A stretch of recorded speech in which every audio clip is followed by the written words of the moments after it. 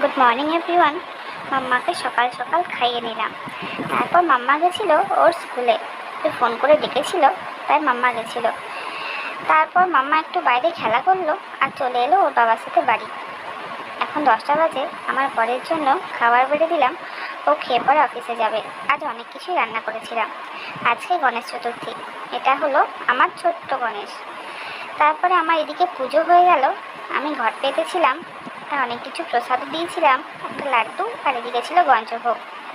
তারপর দুপুরবেলা মাম্মা খেলা করছিল, তারপর মাম্মা খেয়ে নিল। ও খেতে খেতেই খেলা করছিল। তারপর মাম্মা বললো আমার ঘুম পাচ্ছে না, ও ঘুমোতে চলে গেল। আর তারপর ওকে ঘুম পাড়ানোর পর আমার এসেছিলো দুটো অনলাইনে পার্সেল, লেট করছিল দিতে। তারপর বাড়ি এসে দেখি দুটো পার্সেল এসছে। একটাতে ছিল মালা আর একটাতে ছিল একটা ড্রেস। এই ড্রেসের কোয়ালিটিও খুব সুন্দর ছিল। তারপর মাম্মা ঘুমিয়ে উঠলো, উঠে পরে বিকেলে মাম্মা একটু পড়া করছিল। তারপরে ওর বাবা এলো অফিস থেকে, ওর বাবাকে আমি খেতে দিয়ে দিলাম প্রসাদটা। তারপরে ওর বাবা খেয়ে নিল আর মাম্মা ওর বাবার সাথে দুষ্টুমি করছিল। এবার আমি মাম্মাকে ডিনার করাবো। Good night everyone, by.